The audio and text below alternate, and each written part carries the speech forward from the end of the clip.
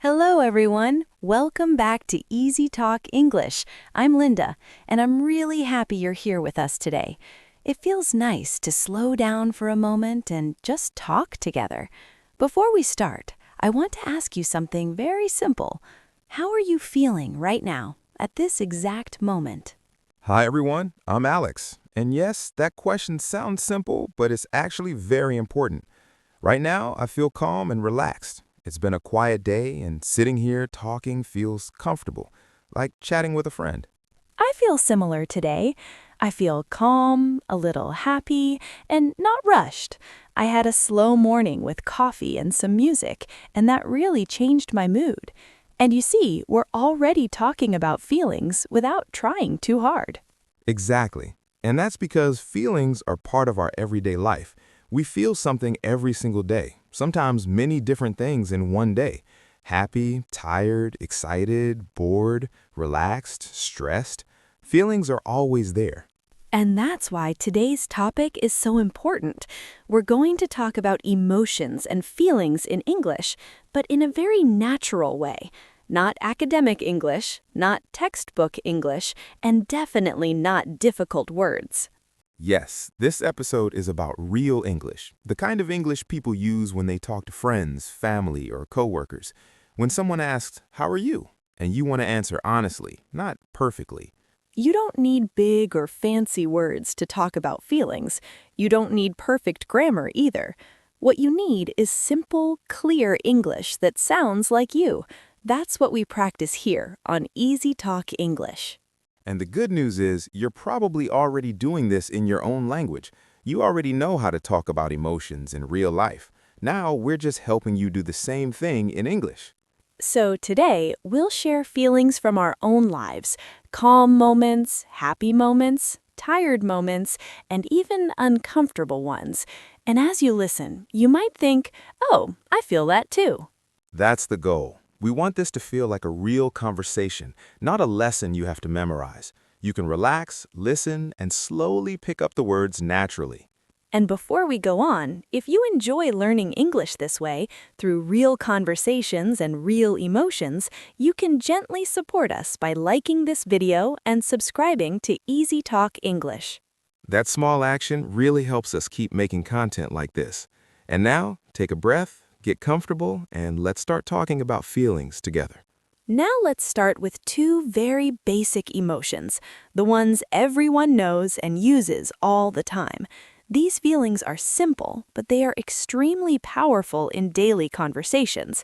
The first one is happy. Yes, happy is probably the first emotion word many people learn in English. It's easy, natural, and very common. I feel happy when my day starts smoothly, like when I wake up on time and enjoy a quiet morning. I feel happy in similar moments too. For me, happiness often comes from small things, like finishing a task or having a nice conversation. And the great thing is, you can use happy in so many situations without worrying. Besides happy, there are two other simple words you'll hear often. One is glad. Glad is very friendly and often used in short responses. For example, you can say, "I'm glad to see you," or "I'm glad you're here." Yes, glad sounds warm and polite. I often use it when something good happens or when plans work out. Another word is pleased, which sounds a little more formal but still very common. Right. You might say, "I'm pleased with my work today," or "I'm pleased to meet you." It's a calm kind of happiness, not too excited, just comfortable and satisfied. So remember, happy is general and everyday, glad is friendly and light, and pleased is calm and polite. You don't need to choose perfectly every time. Even just saying, I feel happy is more than enough.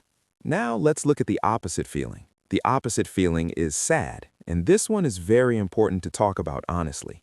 Yes, sad is part of life. Everyone feels sad sometimes, and that's completely normal. Feeling sad doesn't mean something is wrong with you. For example, I feel sad when plans get canceled at the last minute. You look forward to something and suddenly it's gone. That small disappointment can make you feel sad. I understand that feeling. I also feel sad on busy days when nothing goes wrong, but nothing feels special either. Just a long, quiet day can sometimes feel a little heavy. And the good thing is, you don't need long explanations. You can simply say, I feel sad today, or I'm a bit sad. That short sentence already explains a lot. Exactly. You don't need complicated grammar or deep words. Simple English is real English. Saying how you feel clearly is more important than sounding perfect. So whether you feel happy because your day went well or sad because plans changed, one clear sentence is enough. That's how people really talk. And as we continue, you'll see how these simple emotions connect to many other feelings. But everything starts right here, with happy and sad. Now that we've talked about happy and sad, let's move to some negative feelings that people experience very often.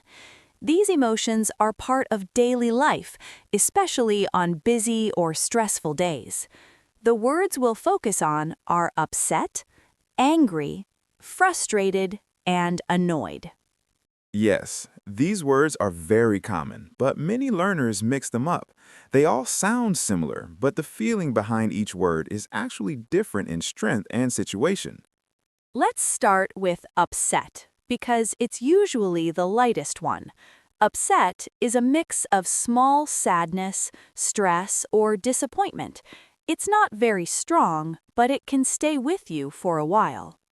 I feel upset when my morning goes badly. For example, I wake up late, spill my coffee, and miss the bus.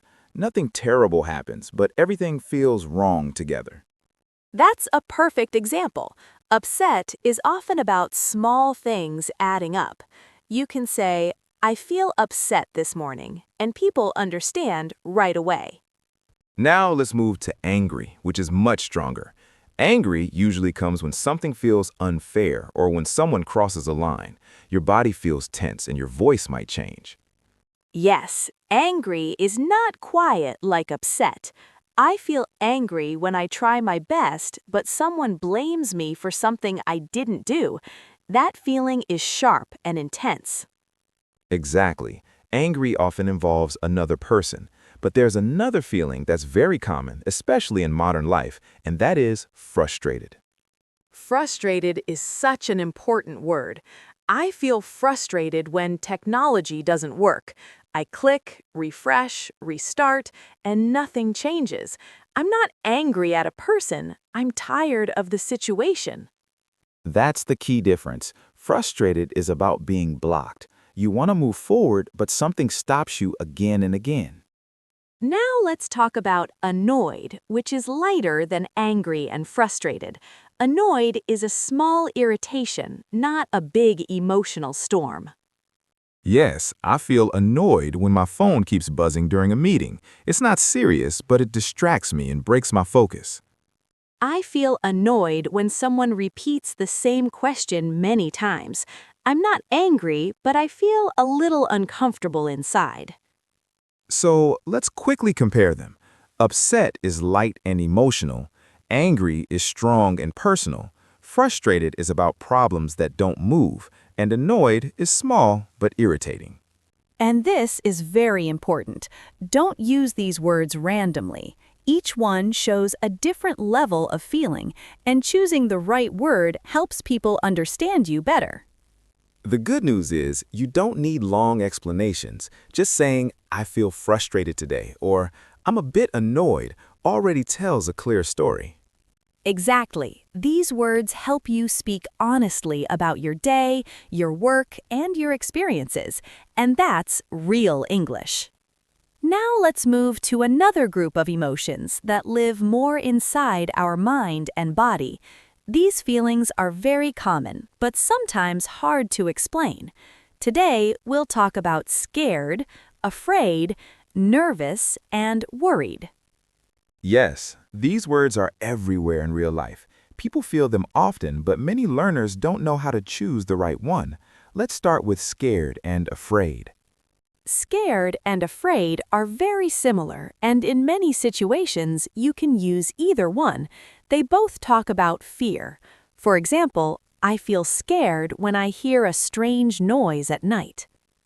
I feel afraid of deep water. I can swim, but when the water is very deep, my body feels tense. That's afraid. Yes, scared and afraid are often about something specific, a sound, a place, or a moment that makes your heart beat faster. Now let's move to nervous, which is a little different. Nervous is not strong fear. It's that shaky feeling before something important happens. Exactly. I feel nervous when I speak in front of a group. I know everything will be okay, but my hands feel cold and my stomach feels tight. I feel nervous before starting something new, like a new job or a new class. It's not fear, it's more like excitement mixed with stress. And this is where many learners get confused, because nervous is different from worried. Worried lives more in your mind. Yes, worried is when your thoughts don't stop. You think again and again about the same thing. Your body might be calm, but your mind is busy. For example, I feel worried when I send an important message and don't get a reply. I keep checking my phone and thinking, did I say something wrong? That's a perfect example. Nervous is usually before an event. Worried often comes after, when you wait and think too much. So let's make it very clear. Fear is about danger or threat. Nervous is about a moment before action. Worried is about thinking too much over time. When you understand this difference, your English becomes more precise. People can really feel what you mean. And the good thing is, you don't need long sentences. You can simply say, I feel nervous about the presentation, or I'm worried about the result. These short sentences already sound natural and honest. That's how people really talk about emotions. Learning these words helps you speak more gently and clearly about what's happening inside you. And that's a big step in speaking English with confidence, not just correctly, but naturally. After talking about fear and worry, let's bring some light back into the conversation. Life is not only stress and pressure. We also have many positive and mixed emotions that move with us during the day. Yes, emotions are never fixed. They change from morning to night. You can feel excited at one moment and tired just a few hours later. Let's start with excited. Excited is happy energy about the future. I feel excited when I have something to look forward to, like a trip, a weekend plan, or even meeting a friend. I feel excited when I start a new project or learn something new. My mind feels active and my body has more energy. But excitement doesn't last forever. After a long day, that energy can change into tired. I feel tired in the late afternoon when my body slows down. Yes, tired is very common. You can feel tired after work, after studying, or even after talking a lot. It doesn't mean something is wrong. And sometimes tired becomes exhausted. Exhausted is much stronger. It means you have no energy left at all. I feel exhausted after very busy days. I don't want to talk or think. I just want to rest quietly. Now let's move to some mixed emotions. These are feelings that can surprise us.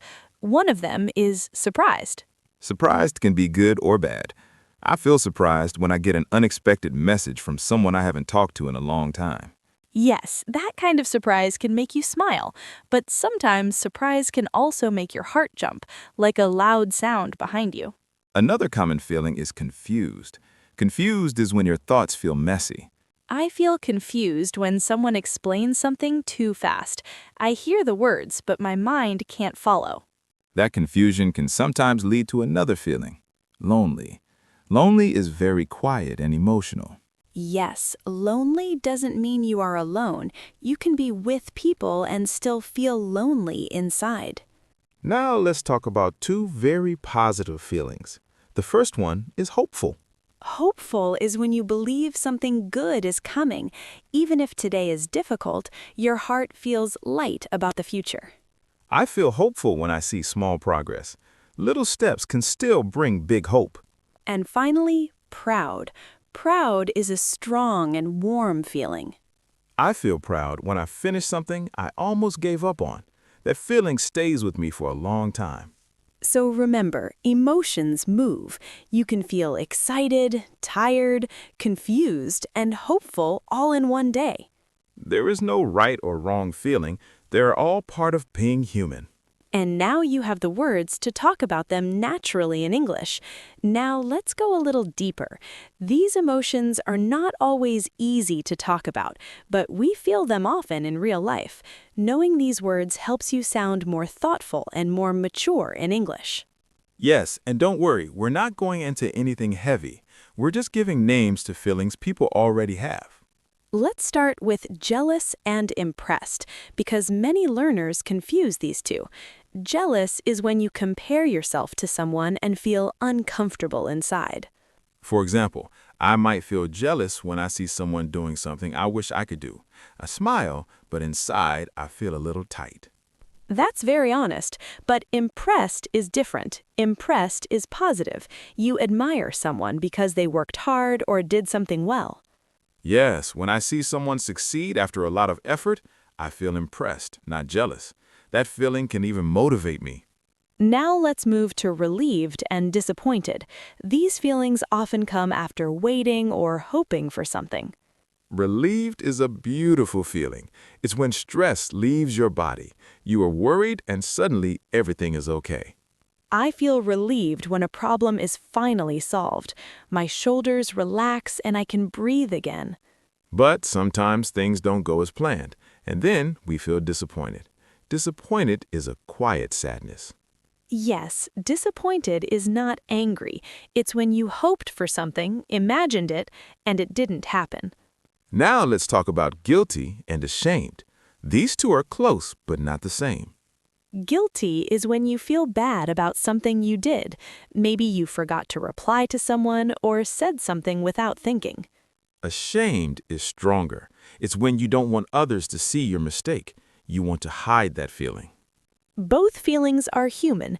The important thing is recognizing them, not judging yourself. Finally, let's talk about anxious and overwhelmed. These feelings are very common in modern life. Anxious is like nervous that lasts longer. Your mind keeps running, even when nothing is happening right now. I feel anxious when I wait for important news. My body is here, but my thoughts are already in the future. Overwhelmed is when everything comes at once. Tasks, messages, emotions, all together. Yes, overwhelmed feels like you don't know where to start. Your brain feels full. So these deeper emotions help you explain what's really going on inside. And when you can name your feelings, you can understand yourself better and communicate more clearly. Before we finish today's episode, let's slow down for a moment and look back at what we've talked about together. We covered many emotions, but you don't need to remember every single word right now. Yes, the most important thing is not perfect vocabulary. It's understanding that feelings are part of daily life, and English gives you simple ways to talk about them. We started with basic emotions like happy and sad. These are simple words, but they are powerful because they work in almost every situation. Then we talked about stronger daily feelings like upset, angry, frustrated, and annoyed. These words help you explain what kind of bad day you're having, not just that it's bad. We also explored fear and mental feelings like scared, nervous, and worried. These are very useful when you want to talk about what's happening inside your mind. After that, we moved to positive and mixed emotions like excited, tired, hopeful, and proud. These feelings remind us that emotions change during the day.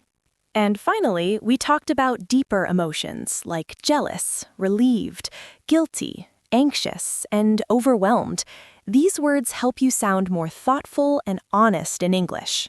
But remember, you don't need perfect words. You don't need long explanations. Just honest feelings are enough. Now, let's do a small practice together. This is very simple, and there is no right or wrong answer. Here's the question.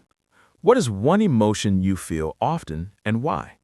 You can answer with one sentence. For example, I often feel tired because my days are busy. Or, I feel hopeful because I'm learning something new. You can also keep it very short, like, I feel calm when I'm at home, or I feel nervous before meetings. Simple English is real English. We'd really love to hear your answer, so please write it in the comments. Sharing your feelings is a great way to practice speaking English naturally. And if this episode made you feel understood or helped you learn something useful, you can support us by liking this video and subscribing to EasyTalk English. We're here to help you learn English through real conversations and real life, step by step. Remember, real English doesn't come from memorizing lists. Real English comes from real feelings. Thank you so much for spending your time with us today. Keep noticing your feelings, keep naming them, and keep speaking. We'll see you in the next episode of Easy Talk English. Take care and be kind to yourself.